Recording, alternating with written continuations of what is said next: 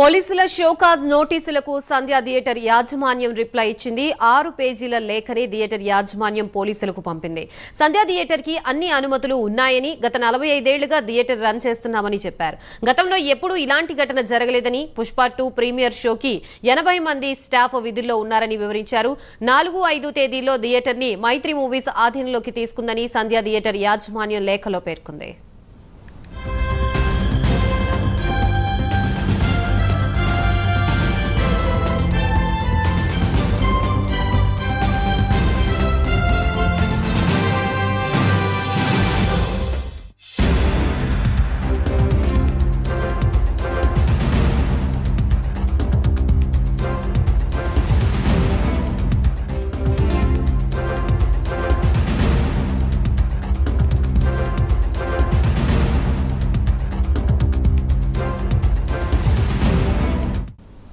Right, ఇదే అంశానికి సంబంధించి మనకి పూర్తి సమాచారం అందించడానికి మా ప్రతినిధి కుమార్ సిద్ధంగా ఉన్నారు. కుమార్. Thank you Gayatri. ఏదైతే సంధ్యా థియేటర్ దగ్గర జరిగిన ఘటనలకు సంబంధించి పోలీసులు గతంలో సంధ్యా థియేటర్ యాజమాన్యానికి షోకాజ్ నోటీసులు అయితే జారీ చేశారు. ముఖ్యంగా సంధ్యా థియేటర్ లైసెన్స్ క్యాన్సిల్ చేయకుండా ఉండేందుకు వివరణ ఇవ్వాలంటూ కూడా షోకాజ్ నోటీసులు అయితే జారీ చేసిన నేపథ్యంలోనే ఈరోజు సంధ్యా థియేటర్ యాజమాన్యం అదే పోలీసులకి తమ న్యాయవాది ద్వారా 6 పేజీల లేఖనైతే పంపించడం జరిగింది. ముఖ్యంగా దీనికి సంబంధించి రిప్లై కూడా ఇవ్వడం జరిగింది.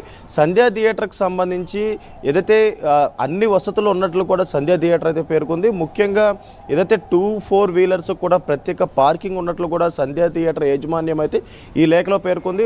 గతంలో కూడా ఎన్నడూ ఏదైతే ఇలాంటి సంఘటన రిపీట్ కాలేదంటూ కూడా వాళ్ళైతే లేఖలో పేర్కొన్నారు. ముఖ్యంగా గతంలో అంటే 45 ఏళ్లుగా ఈ సంధ్యా థియేటర్ని ఏదైతే తాము రన్ చేస్తున్నామని ఎప్పుడు ఇలాంటి సంఘటనలు చోటు చేసుకోలేదంటూ కూడా రిప్లై నోటీస్ అయితే ఇచ్చారు. ముఖ్యంగా గతంలో కూడా అనేక మంది హీరోలు సంధ్యా థియేటర్కి ఓపెనింగ్ రోజు వచ్చి సినిమాలు చూశారు, అలాగే ప్రీమియర్ షోలు కూడా వేసాం. అదే సమయంలో ఎప్పుడు కూడా ఇలాంటి సంఘటనలు చోటు చేసుకోలేదు. 45 ఏళ్లుగా మేము థియేటర్ రన్ చేస్తున్నాం.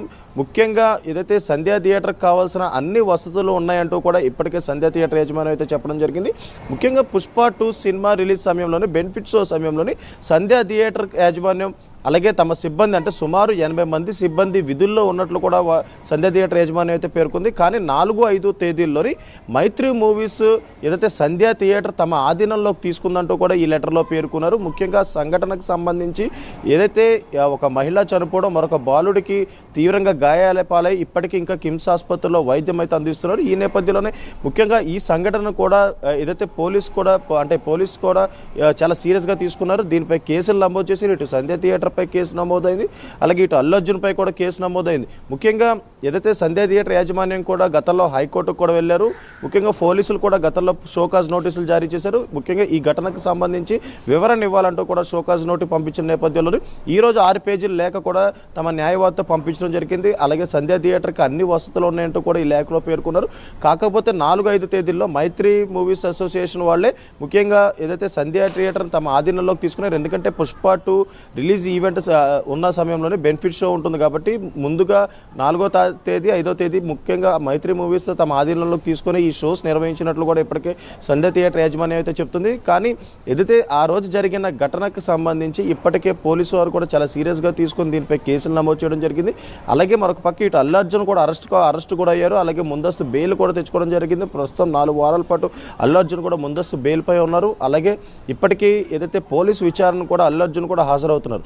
మరొక పక్క ఇక ఏదైతే బాధిత కుటుంబం ఏదైతే ఉందో ఆ కుటుంబానికి కూడా సుమారు 2 కోట్లు కూడా ఏదైతే ఇప్పుడు మైత్రి మూవీస్ అసోసియేషన్ కావచ్చు, లేదంటే ఇటు ప్రొడ్యూసర్ కావచ్చు అలాగే సుకుమార్, అలాగే అల్లు అర్జున్ కూడా అందరూ కలిపి కూడా సుమారు 2 కోట్ల రూపాయల చెక్కును కూడా ఇప్పటికే బాధిత కుటుంబానికి కూడా అందజేయడం జరిగింది. కాకపోతే ఈ కేసులోని ఏదైతే లా అండ్ ఆర్డర్ డిస్టర్బ్ అయిందంటూ కూడా ఇప్పటికే పోలీసులు భావించిన నేపథ్యంలో ఈ కేసులు అయితే నమోదు చేశారు. మరీ ముఖ్యంగా ఇటు బౌన్సర్ల తీరుపై కూడా పోలీసులు అసహనం వ్యక్తం చేశారు.